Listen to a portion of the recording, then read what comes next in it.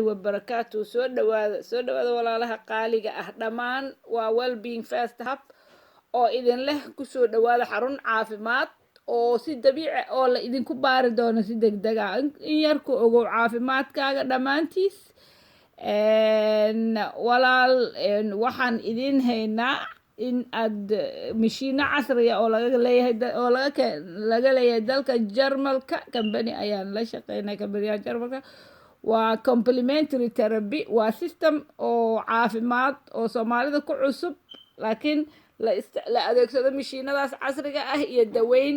dabiici qofka wax alla iyo wixii jirkiisa ka dhiman daqiiqada ayuu noogu sheegi doonaa mashiinkaas kadibna waan idinka daweyn doonaa wax alla iyo wixii ku saabsan qaar qof kasta wixii caafimaadkiisa ku saabsan annagoon u eegaynin profitka company-ga kaliya ee u eegayna sida Ilaahay subxaanahu wa tacaala uu sharci uga dhigay caafimaad qofka wax ganacsanayo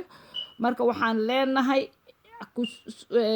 degdeg usoo gaar xarunta caafimaad ee ku taala North Hall Station agaaraha North Hall Station telefoonka shaashada ayuu ku qoran yahay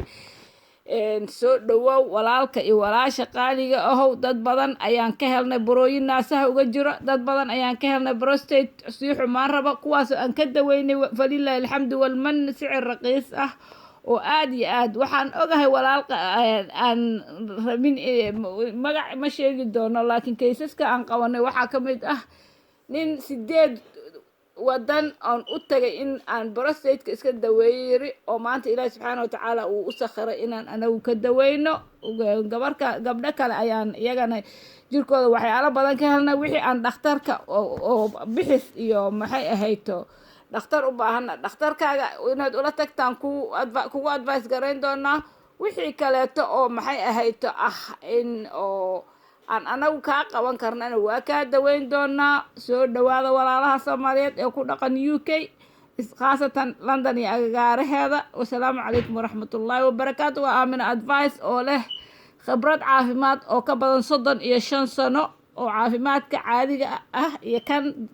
isku daweynta complementary therapist UK iyo international. Assalamu calaykum waraxmatullaahi wabarakaatu.